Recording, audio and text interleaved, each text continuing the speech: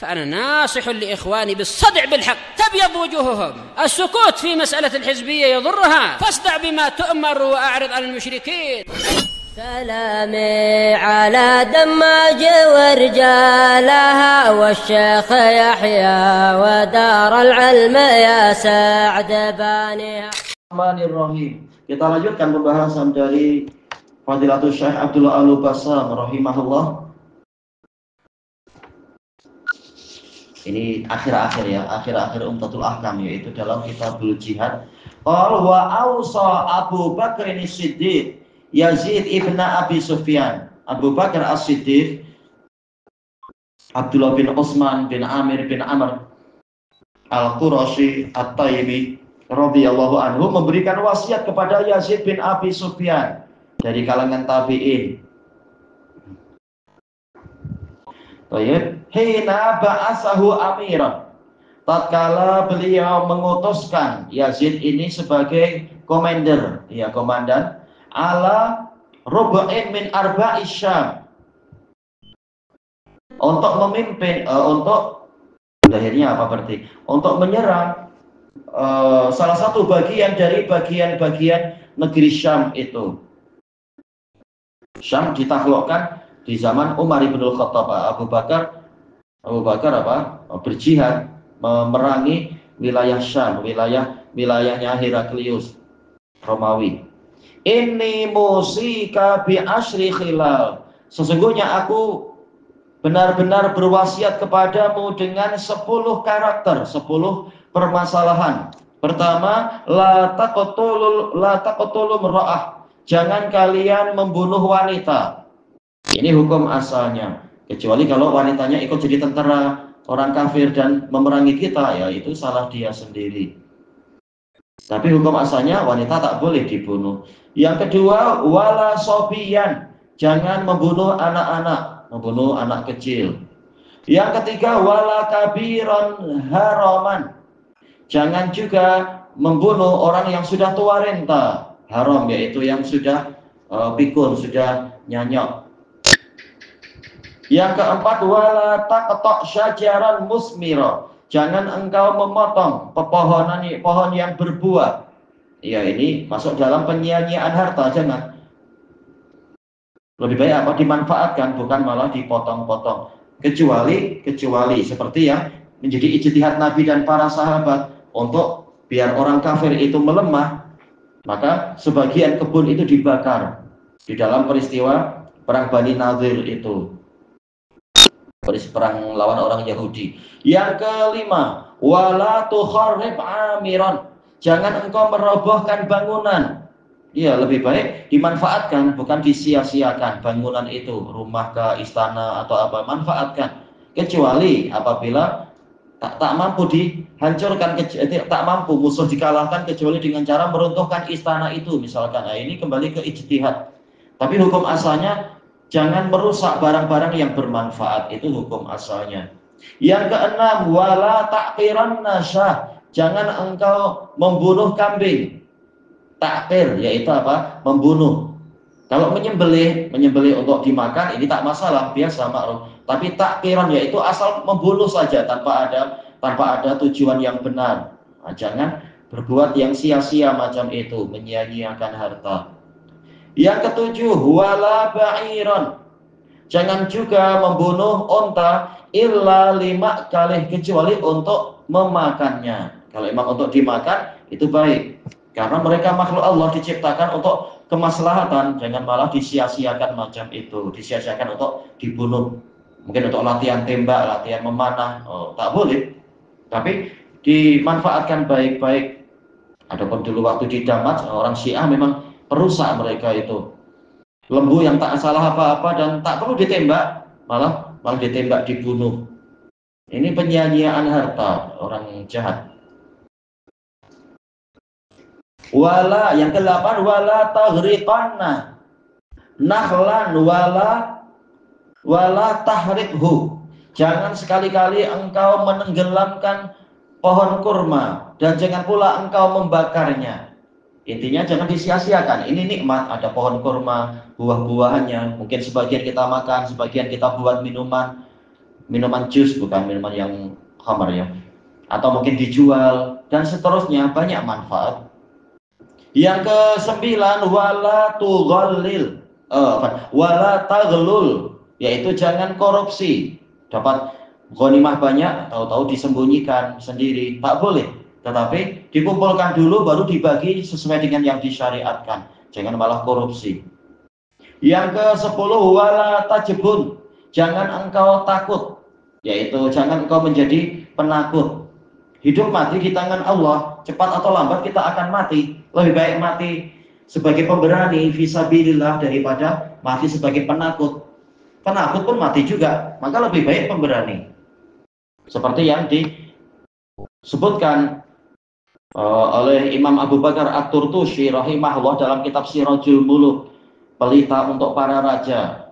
Nah, beliau menyebutkan kalau ulama terdahulu mayoritas orang yang mati justru matinya adalah sebagai penakut. Kalau tak salah lafadznya macam itu. Atau kebanyakan orang yang mati di medan perang adalah justru matinya karena melarikan diri. Yang berani maju ke depan malah sedikit yang mati. Ini tentunya dilihat dari kebiasaan yang ada. Beliau mungkin melihat bagaimana proses dan bagaimana peristiwa-peristiwa itu terjadi. Mati tidak selalu harus terkena senjata, melarikan diri, melewati jembatan, tahu-tahu jembatannya tak kuat lalu runtuh, atau naik kendaraan ternyata kendaraannya tenggelam di air. Ternyata malah kebanyakannya adalah mati dalam keadaan sia-sia, yaitu mati sebagai penakut, lari dari perang. Maka tak perlu takut. Kalau tiba waktunya mati, mati. Kalau belum, tak akan mati walaupun kita diserang banyak musuh. Rawahu Malik fil Muwatta. Ini diriwayatkan oleh Imam Malik di dalam Muwatta. Disebutkan dalam catatan kaki, ini diriwayatkan oleh Imam Malik dan dari jalur beliau juga adalah Abdul Razzaq dan juga Al-Baihaqi. Semuanya dari jalur Yahya bin Sa'id secara mursal. Abdul Razzaq meriwayatkan dari jalur Ma'mar, dari Zuhri, dari Abi Bakar. Ini juga mursal. Mursal ditambah mursal boleh menjadi hasan li ghairi, seperti yang dijelaskan oleh Imam Syafi'i di dalam Ar-Risalah. Boleh menjadi hasan li ghairi. Jadi hadis ini boleh menjadi hujjah. Kemudian waqala Ibnul Ambari inda qaulihi ta'ala, ketika membahas firman Allah Ta'ala, la ikraha fiddin. Ibnul Ambari yang terkenal apa? Belajar, terkenal menuntut ilmu, walaupun beliau sudah jadi ulama besar, lebih suka memperhatikan ilmu daripada menggauli hamba sahaya yang cantik. Baik, sampai hambanya disuruh pulang aja, kamu pulang aja lah, kamu bebas. Ditanya, apakah saya berbuat salah? Kata beliau, engkau tidak salah apa-apa, cuma sayang waktuku untuk bermain denganmu, karena aku sedang sibuk mempelajari buku. Sampai rajanya kagum, barang siapa mengatakan dirinya lebih cinta ilmu daripada Ibnul Ambari, dia dusta. Ya, beliau orang yang paling semangat mempelajari ilmu di zamannya. Ini Ibnul Ambari rahimahullah. Tentang ayat ini, la ikraha fiddin, tiada, yaitu tidak boleh ada pemaksaan di dalam memeluk agama ini. Makna ayat ini, laisa dinu ma yadinu bihi minadh-dhahiri ala wajhil ikrahi alaih. Bukanlah agama yang hakiki, yaitu amalan yang dilaksanakan ma yadinu bih, amalan yang dilaksanakan minadh-dhahir secara lahiriah, ala wajhil ikrahi bih, dengan pola dipaksa mengucapkan la ilaha illallah. Itu tak terpandang itu. Walam yashhad bihi qalbuh, dan jantungnya tidak menyaksikan itu, yaitu tidak mendukungnya. Seperti amalan orang munafikun, mereka masuk Islam bukan sukarela, tapi takut apa dipandang buruk, atau takut terhadap pedang kaum muslimin. Tapi mereka ingin untuk tetap mendapatkan kemuliaan di hati para sahabat, maka mereka masuk Islam dengan pura-pura. Maka amalan mereka sia-sia. Baik, fatan tawi alaihi dhamair, diniatkan di dalam dhamair, yaitu hatinya. Dhamair sih aslinya adalah apa? Adalah jiwa. Dikatakan dhamir karena tersembunyi. Dhamir mudmar, yaitu tersembunyi. Maksudnya adalah diniatkan di dalam hatinya, itu baru betul. Ada niat dan dibuktikan dengan amalan. Kalau cuma amalan tetapi tidak ada niat, maka ini tidak ada gunanya. Innamaddin huwal mu'taqadu fil qalb. Hanyalah agama ini keyakinan di dalam jantung. Bukan berarti tanpa amalan, tapi yang terpandang adalah yang ada akarnya. Kita tahu amalan itu bagaikan pohon, bagaikan pokok. Maka yang terpandang adalah akarnya. Kalau akar tidak ada, pohonnya cuma imitation aja, pohon yang mati, pohon palsu. Jadi kalau ada akarnya, insya Allah akan nampak buahnya itu. Adapun kalau cuma ada akar tapi tak berbuah, berarti akarnya pasti buruk. Bagaimana tidak? Katanya hatinya baik, kenapa tidak sholat? Kenapa tidak zakat? Kenapa tidak haji? Kenapa tidak berpuasa? Sesuai dengan kemampuan tentunya dan seterusnya. Toyib. Inti pembahasannya adalah tidak boleh seseorang itu dipaksa masuk Islam. Kalau dia mau masuk Islam, alhamdulillah kita mendapatkan pahala atas dakwah itu. Kalau dia tidak mau, maka disuruh membayar jizyah oleh pemerintah muslim, disuruh membayar ukti. Kalau tak mau juga, sementara ya sudah, dia jangan tinggal di negeri muslimin, silahkan tinggal di negeri orang-orang kafir. Pemerintah ada kewajiban untuk menghilangkan kekufuran, maka memerangi negara kafir kalau mampu. Kalau tidak, ya sudah, damai-damai saja. Allah tidak membebani melebihi kemampuan. Tapi tak boleh memang untuk memaksa orang masuk Islam, tak ada gunanya itu. Tetapi mendakwai baik-baik, ajak dia. Baik, kemudian waman ta'ammala siratan nabiyyi sallallahu alaihi wasallam. Adapun tadi kalau dia saya tak mau masuk Islam tapi saya ingin tinggal di sini, ya, membayar jizyah, membayar ufti. Dan yang semacam itu. Kalau tidak mau, tinggallah di negeri kufar sana. Harusnya seperti itu. Wa man ta'ammala siratan nabiyyi sallallahu alaihi wasallam, barang siapa merenungkan sejarah hidupnya Nabi Muhammad sallallahu alaihi wasallam, tabayyanalah, akan menjadi jelas baginya annahu lam yukrih ahadan. Beliau tidak memaksa siapapun juga ala dinihi qattu, untuk mengikuti agama beliau sama sekali. Wa annahu innama qatala man qatala, beliau hanyalah memerangi orang yang memerangi beliau, yaitu di pertengahan dakwah. Tapi di akhir-akhirnya Allah Ta'ala mewajibkan untuk ofensif, menyerang negara-negara kafir. Karena memang bumi ini milik Allah. Bumi diciptakan untuk dimakmurkan dengan tauhid dan ketaatan, bukan malah dimakmurkan dengan kesyirikan, bukan malah dirusak dengan syirik dan kekufuran.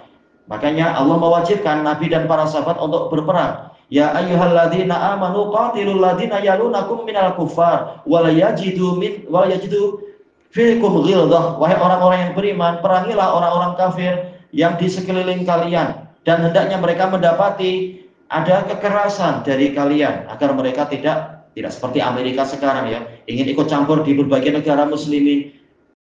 Mereka boleh membuat nuklir, muslimin tak boleh ikut campur. Muslimin ingin menegakkan syariat Islam, Amerika yang bising-bising. Apa hak Amerika itu? Ya karena musliminnya penakut kebanyakannya, sehingga Amerika berani macam itu.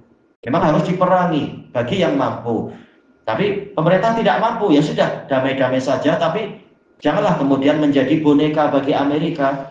Hendaknya tegas untuk memakmurkan negerinya, untuk menjaga, untuk memelihara amanah, untuk menegakkan agama Allah di negeri masing-masing dan seterusnya. Bukan malah dikendalikan oleh orang kafir sesuka hati mereka. Kalaupun kita tak mampu memerangi mereka, ya sudah, damai, tetapi jangan mau dikendalikan oleh orang-orang kafir itu. Baik, ilahuna wallahu a'lam. Subhanakallahumma wa bihamdika la ilaha illa anta astaghfiruka wa atubu ilaik. Walhamdulillahi rabbil alamin. Jazakumullahu khairan.